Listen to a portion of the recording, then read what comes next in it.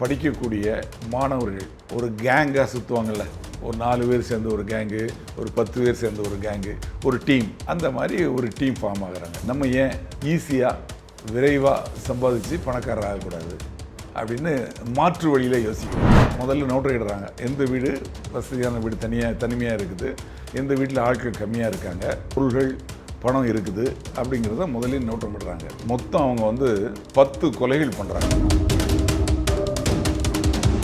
எல்லாரையும் கழுத்தை நெரிச்சு நைலான் கயிறால இறுக்கி கொலை பண்ணிடுறாங்க. அந்த வீட்டில் இருக்கக்கூடிய 5 பேரையும் கொலை பண்ணிடுறாங்க. கொலை பண்ணி போட்டுட்டு அந்த வீட்டுக்குள்ளே புகுந்து என்னென்ன பொருள்கள் இருக்கோ விலை உயர்ந்த பொருள்களை 2 பேக் நிறைய எடுக்கிறாங்க. அந்த பையனை கொண்டு அங்கே கடத்தி கொண்டு வச்சதுக்கு அப்புறமும் இவங்க எப்போது வர மாதிரி அந்த ஹோட்டலுக்கு வராங்க, காஃபி சாப்பிட்றாங்க, போகிறாங்க. அப்போ என்ன பண்ணிடுறாங்க, அதை ஒட்டிடுறாங்க எழுதி, இந்த பணத்தை கொடுக்கணும் அப்படிங்கிறத எந்த இடத்துல கொடுக்கணும். பசங்க போயிட்டு இருக்கனால இவங்களுக்கு தெரியும் இந்த விஷயம் என்ன நடக்குது, பணத்தை ரெடி பண்ணுறாரா, என்ன பண்ணுறாரு அப்படிங்கிற பார்த்தா போலீஸுக்கு போகிறாருங்கிறது தெரியுது. போலீஸுக்கு போனதுக்கப்புறம் நம்ம மாட்டிக்குவோம் அப்படிங்கிற பயம் வருது எங்களுக்கு. உடனே என்ன பண்ணுறாங்க, இதை யாருக்கு தெரியும், அவனை கடத்துறது யாருங்கிறது யாருக்கு தெரியும், அந்த பையனுக்கு மட்டும்தான் தெரியும். யார்? பிரகாஷுக்கு. உடனே அந்த பையனை வான்னு சொல்லி கூப்பிட்டு போய் ஒரு இடத்துல வச்சு ஃபுல்லாக தண்ணியை ஊற்றி கொடுத்து அவனை கழுத்தை நெரிச்சு கொண்டு வர்றாங்க. பண்ணிட்டு ஒரு ஏணியில் அவன் பாடியை கட்டி பக்கத்தில் இருக்க ஒரு நதியில் தூக்கி போடுறாங்க. ஒரு குடிகாரன், ஃபுல் குடிகாரன் அதை பார்த்துட்டு இருக்கிறான். அது இவங்க பார்க்கல. அந்த குடிகாரன் இவங்க போட்டுட்டு போயிடுறாங்க. அந்த குடிகாரன் நேராக ஃபுல் போதையில் மிட் நைட்டில் அந்த போலீஸ் ஸ்டேஷனில் போய் சொல்கிறான், இதை மாதிரி எங்கள் ஒருத்தனை கொலை பண்ணி தண்ணியில் போட்டாங்க. அந்த பையன் அவனோட பிரதரை காணும்னு சொல்லிட்டு அதே போலீஸ் ஸ்டேஷனில் கம்ப்ளைண்ட் கொடுக்க வராங்க. இவங்களும் அவங்க கூட வராங்க, புகார் கொடுக்குது. அவங்க நண்பன் தானே, அவன் நண்பனோட பிரதர் தானே, காணுங்கிறதுக்காக போலீஸில் புகார் கொடுக்கறதுக்கு இந்த அக்யூஸ்டும் கூட வராங்க. கூட உட்காந்து போலீஸில் புகார் கொடுக்குறாங்க. இவன் பார்க்குறான், யார்? அந்த குடிகாரன். போது தெரிஞ்சிருச்சு. உள்ளே லாக்கப்பில் பார்க்குறான். ஐயோ, ராத்திரி பார்த்து 4 பேர் இருக்குதுன்னு சொல்லி கத்துறான். ஐயோ சார் சார் சார் சார் பார்க்குறான். உடனே போலீஸ் என்னங்கிறாங்க, இந்த 4 பேர் நிற்கிறாங்க, இவன் தான் சார் நைட்டு கொலை பண்ணான்.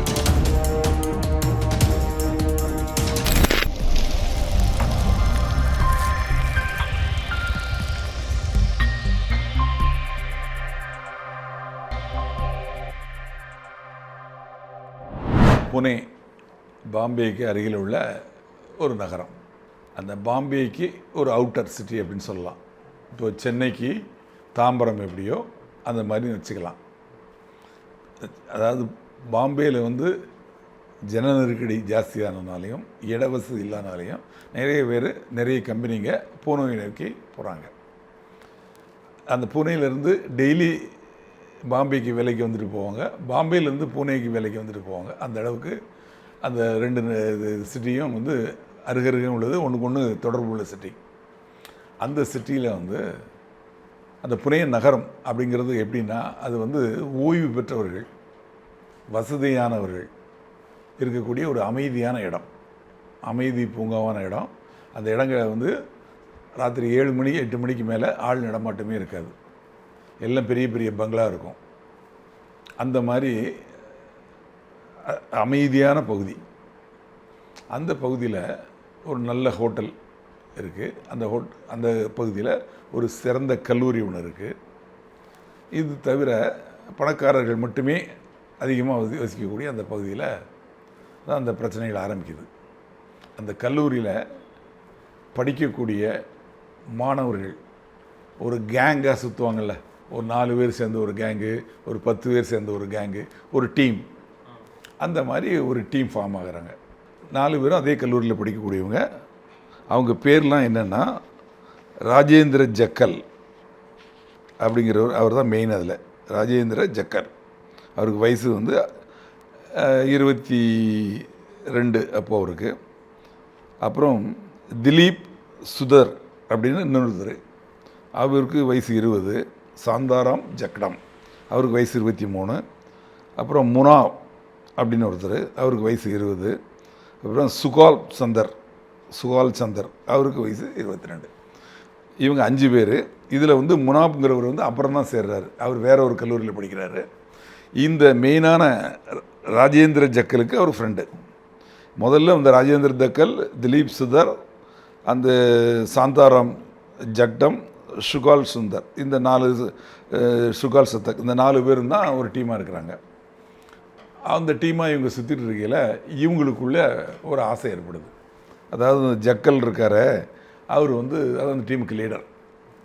அவர் சொல்ல, நம்மலாம் வந்து படிச்சுக்கிட்டு இருக்கோம், படித்து ஒரு வேலைக்கு போய் நம்ம சம்பாதிச்சு வாழ்நாள் முழுக்கும் சம்பாதிச்சு 58, அப்போல்லாம் 55 58 தான் ரிட்டையர்மெண்ட் வயசு, அதில் நம்ம ரிட்டையர்ட் ஆகி வரக்கூடிய காசை நம்ம ஏன் ஈஸியாக விரைவாக சம்பாதிச்சு பணக்காரர் ஆகக்கூடாது அப்படின்னு மாற்று வழியில் யோசிக்கிறார். இந்த விஷயங்களை தன் நண்பர்கள்ட்டையும் சொல்கிறாரு. சரிப்பா, நீ என்ன சொல்லி நாங்கள் கேட்குறோம், நம்மளும் பணக்காரன் ஆகலாம் சீக்கிரமாக, கஷ்டப்பட்டு படித்து அப்புறம் கஷ்டப்பட்டு ஒரு வேலையை தேடி அதுக்கப்புறம் மாதம் மாதம் சம்பளத்தை வாங்கி வாழ்க்கையில் முன்னேறதை விட இப்படி பண்ணிடலாம் அப்படின்னு ஒரு ஐடியா பண்ணுறாங்க. அப்போது அவங்க என்ன பண்ணுறாங்க அப்படின்னா, தனியாக இருக்க வீடுகளில், பணக்காரங்க வீடுகளில் மொத்தமாக உள்ளே புகுந்து முதல்ல நோட்டரிடுறாங்க. எந்த வீடு வசதியான வீடு தனிமையாக இருக்குது, எந்த வீட்டில் ஆட்கள் கம்மியாக இருக்காங்க, எந்த வீட்டில் வந்து வசதியாக அதாவது பொருள்கள் பணம் இருக்குது அப்படிங்கிறத முதல்ல நோட்டமிடுறாங்க. நோட்டமிட்டு மொத்தம் அவங்க வந்து 10 கொலைகள் பண்ணுறாங்க. அந்த 10 கொலைகளையும் டிஃப்ரெண்ட் டேட்டில் பண்ணுறாங்க. கொள்ளையடிக்கிறதுக்காக பண்ணுறாங்க, பணத்துக்காக பண்ணுறாங்க, ஜாலிக்காகவும் பண்ணுறாங்க. அதில் டிசம்பர் மாதம் 1ஆம் தேதி ஒரு இரவு 7 மணிக்கு மேலே அந்த பகுதியில் இருக்கக்கூடிய ஒரு வீட்டுக்கு போகிறாங்க. அந்த பாந்தர்கர் சாலை அப்படிங்கிற அந்த சட்டக்கல்லூரி சாலையில் அந்த ஒரு வீட்டை இவங்க வந்து குறி வைக்கிறாங்க. அந்த வீட்டில் வந்து யார் வசிக்கிறாங்க அப்படின்னா, காசிநாத சாஸ்திரி அப்படின்னு ஒருத்தர், அவர் ஒய்ஃபு இந்திரா, அவங்க பேர குழந்தைங்க 2 பேர் அந்த வீட்டில் வசிக்கிறாங்க. அங்கே நல்ல வசதியாக அவங்க இருக்காங்க, அவங்க வீட்டில் நிறைய பணம் தங்கம் பொருள்லாம் இருக்குது அப்படிங்கிறத இவங்க தெரிஞ்சுக்கிறாங்க.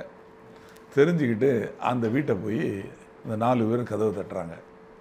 கதவை தட்டினோடனே அந்த வீட்டில் வேலை செய்யக்கூடியவங்க, அந்த வேலையாள் வந்து கதவை திறக்கிறாங்க. அந்த கதவை திறந்த உடனே டக்குன்னு அவரை அட்டாக் பண்ணிடுறாங்க. அவரை அட்டாக் பண்ணி அவரை கட்டி போட்டுறாங்க. அந்த ஒர்க்கர் பேர் வந்து சக்குபாய் வாக், அவங்களெலாம் முதல்ல கட்டி போடுறாங்க. இந்த சத்தம் கேட்டு மற்றவங்களாம் வராங்க. சாஸ்திரியோட ஒய்ஃப் இந்திரா வராங்க, அவங்களையும் கட்டி போடுறாங்க. அந்த பெண் குழந்தைங்க 2 பேர் வராங்க, அதாவது பிறப்பிள்ளைங்க, அவங்களையும் கட்டி போடுறாங்க. சாஸ்திரிகள் வராரு, அவரையும் கட்டி போடுறாங்க.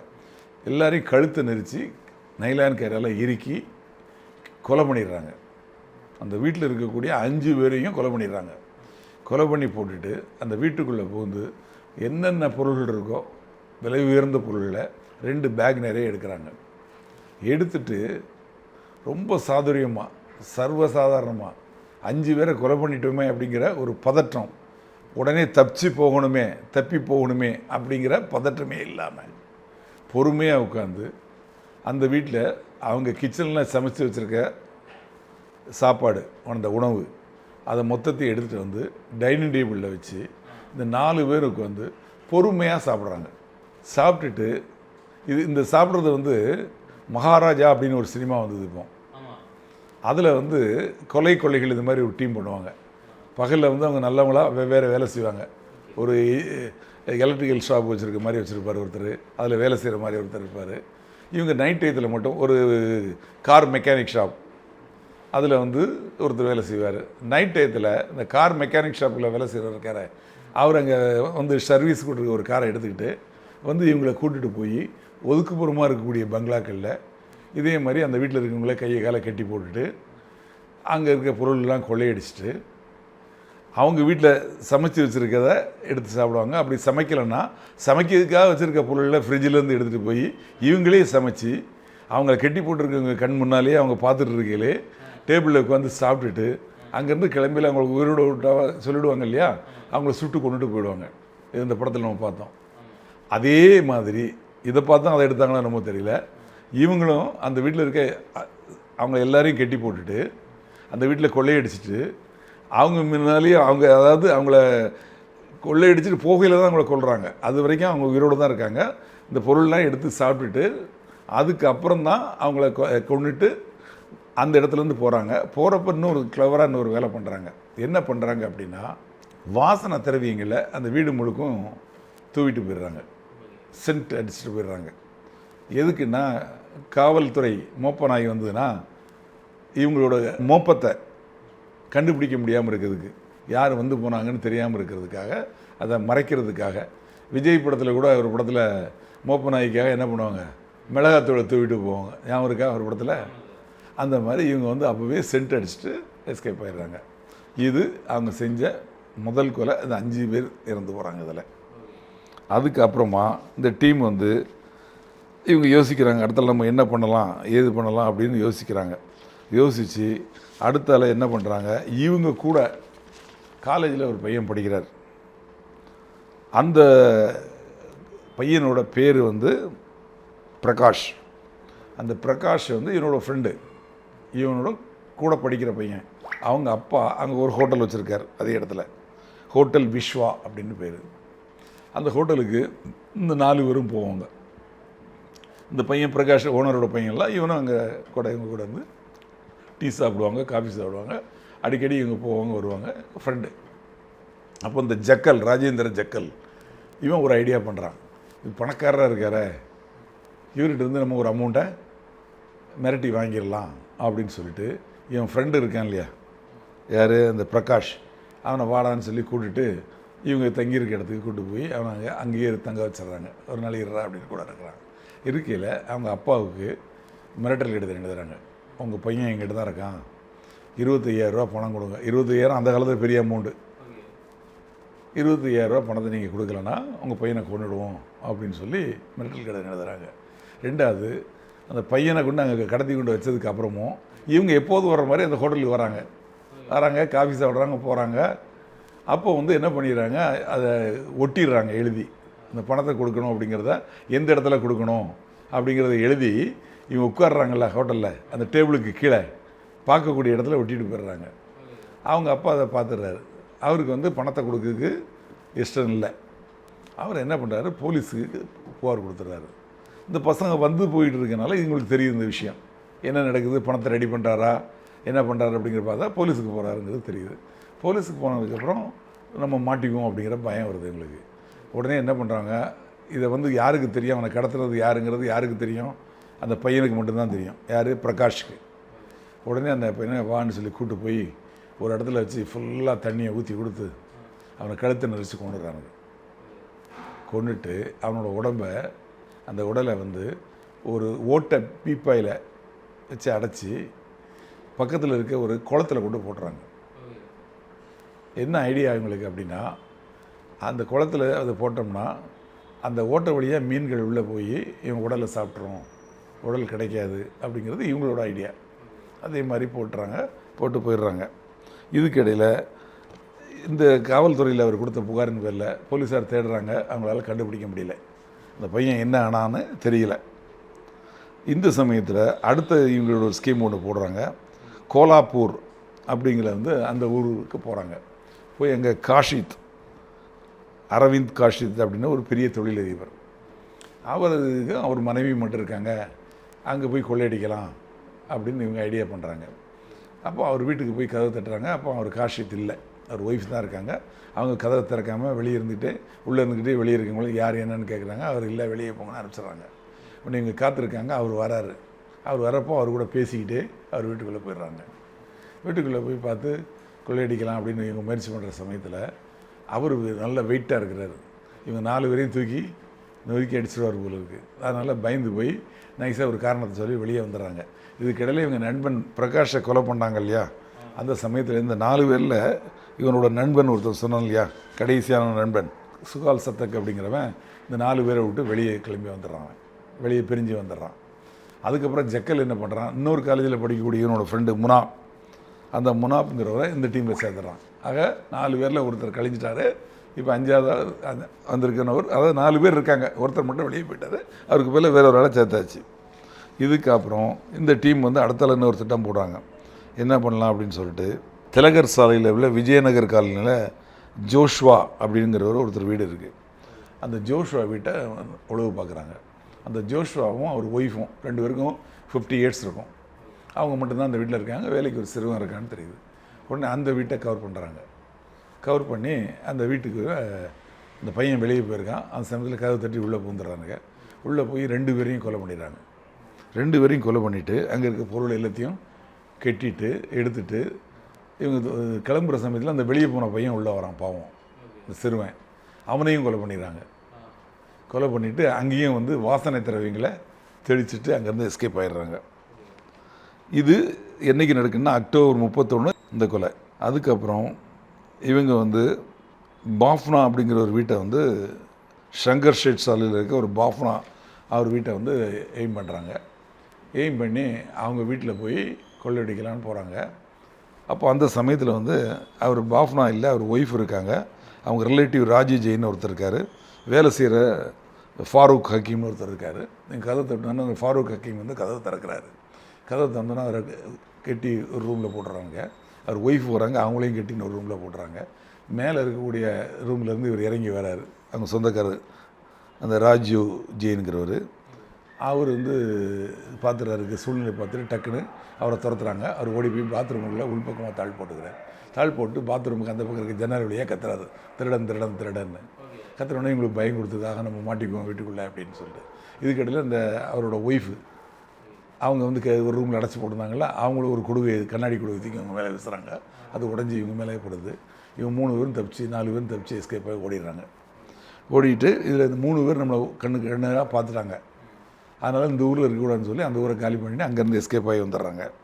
வந்து அப்புறம் திரும்பி நாக்பூரில் இருக்காங்க. நாக்பூரில் வந்து இந்த ஜக்தல் இருக்காங்க, ஜக்டர், அவன் வந்து என்ன பண்ணுறான், தன்னோட முகத்தெல்லாம் மாற்றிக்கிட்டு கொஞ்சம் தாடி கெடிலாம் வச்சுக்கிட்டு பூனேயில் அவன் வந்து இருக்கிறான்.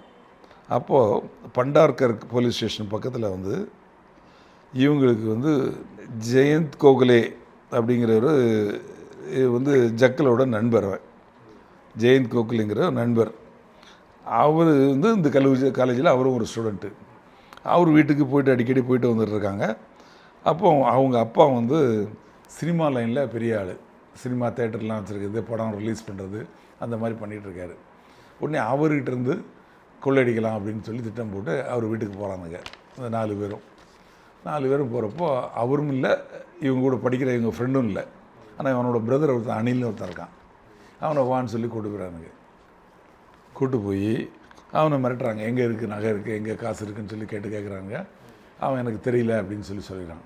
உடனே என்ன பண்ணுறாங்க, அவனை கழுத்து நெரிச்சு கொலை பண்ணிடுறாங்க. கொலை பண்ணிவிட்டு ஒரு ஏணியில் அவன் பாடியை கட்டி பக்கத்தில் இருக்க ஒரு நதியில் தூக்கி போடுறாங்க. அது தண்ணியில் அடிச்சுட்டு போயிடும்னு சொல்லிட்டு இவங்க இந்த மாதிரி பண்ணிட்டு கொலை பண்ணி ஏணியில் கட்டி அது தண்ணியில் போடுறப்போ ஒரு குடிகாரன், ஃபுல் குடிகாரன் அதை பார்த்துட்டு நிற்கிறான். அது இவங்க பார்க்கல.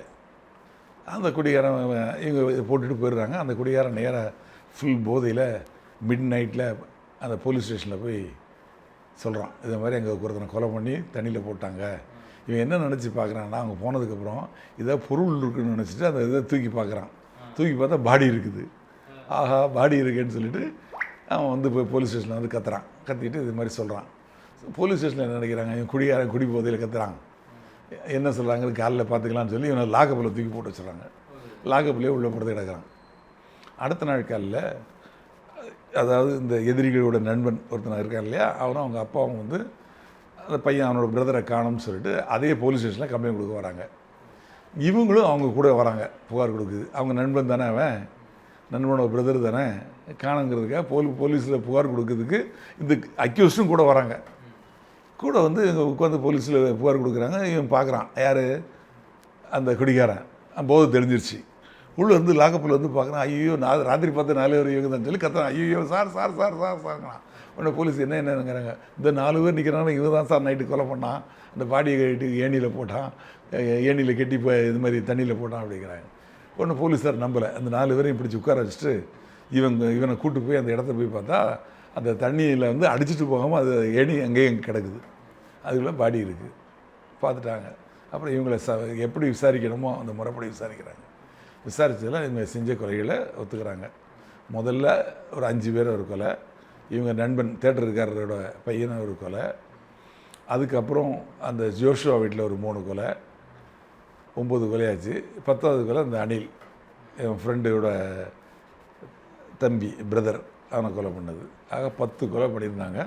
இதுக்காக கேஸ் நடந்தது. இதில் இவங்க டீம்லேருந்து பிரிஞ்சு போனானே அந்த பையனுக்கு மட்டும் அவன் அபூர்வராய் சாட்சி சொல்லிட்டான் நடந்ததை. இதில் இந்த 4 பேர் ஜக்தல்,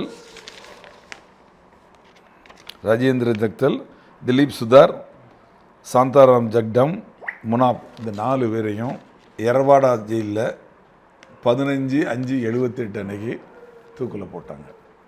இந்த 4 பேரும் ஒரே சமயத்தில் தூக்கில் போட்டது இந்தியாவில் அதுதான் முதல் தடவை நடந்தது. ஆக படிக்க போன பையங்க படித்து இந்த நாட்டுக்காகவும் வீட்டுக்காகவும் உழைக்கிறத விட்டுட்டு வாழ்க்கையில் திடீர்னு பணக்காரர் ஆகணுங்கிற கெட்ட நோக்கத்தோட, தவறான நோக்கத்தோட கொள்ளையடிக்க ஆரம்பித்து கொலை பண்ணி, அதில் கூட படிக்கக்கூடிய நண்பன் ஒருத்தனை கொலை பண்ணி, இன்னொரு நண்பனோட சகோதரனை கொலை பண்ணி, அப்பாவிகள் இறந்து போன எல்லாருமே அப்பாவிகள், யாரும் எந்த தவறும் செய்யலை.